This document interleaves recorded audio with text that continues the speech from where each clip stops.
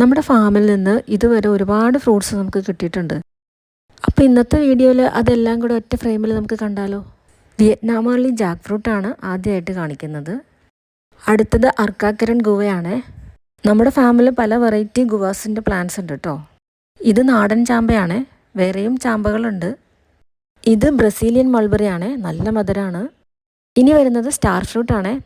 ഉപ്പ് മുളക് പൊടി ഇട്ട് കഴിക്കാൻ നല്ല ടേസ്റ്റാണ്, നല്ല മധുരമുള്ള ഫ്രൂട്ടാണ് കേട്ടോ. ഇത് നമ്മുടെ റൊളീനിയ ഫ്രൂട്ട് കുട്ടികൾക്കൊക്കെ നല്ല ഇഷ്ടപ്പെടും. ചീസി കണ്ടൻ്റാണ്. ഫ്രൂട്ടായിട്ട് കഴിക്കാൻ പറ്റിയില്ലെങ്കിലും ഇതും ഒരു ഫ്രൂട്ട് വിഭാഗത്തിൽപ്പെട്ടതാണ്, മിറാക്കിൾ ഫ്രൂട്ട്. അടുത്തത് അബിയു ഫ്രൂട്ടാണ്. ഫ്രിഡ്ജിൽ വെച്ച് തണുപ്പിച്ച് കഴിച്ചാൽ ഐസ്ക്രീം കഴിക്കണ പോലെ ഉണ്ട്, നല്ല മധുരമാണ്. പനംകരിക്കിൻ്റെ ടേസ്റ്റിനോട് നല്ല സാമ്യമുണ്ട്. ഇനി കാണുന്നത് ഓൾ സീസൺ ലോങ്ങൻ ഫ്രൂട്ടാണ്. എപ്പോഴും ഫ്രൂട്ട്സ് ഉണ്ടാവും ഇതിൽ, നല്ല മധുരമാണ്. കുട്ടികൾക്കൊക്കെ നല്ല ഇഷ്ടമാവും. അതിലെ കുരു ഒന്ന് ശ്രദ്ധിക്കണം കേട്ടോ കഴിക്കുമ്പോൾ.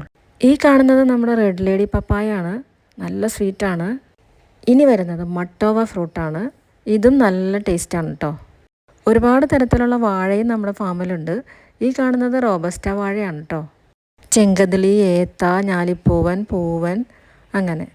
ഇനി വരുന്നത് എല്ലാവരുടെയും ഫേവറേറ്റ് ആയിട്ടുള്ള റംബുട്ടാൻ ഫ്രൂട്ടാണ്. ഇത് ഇഷ്ടമില്ലാത്ത ആരെങ്കിലും ഉണ്ടോ? കാണുമായിരിക്കും അല്ലേ.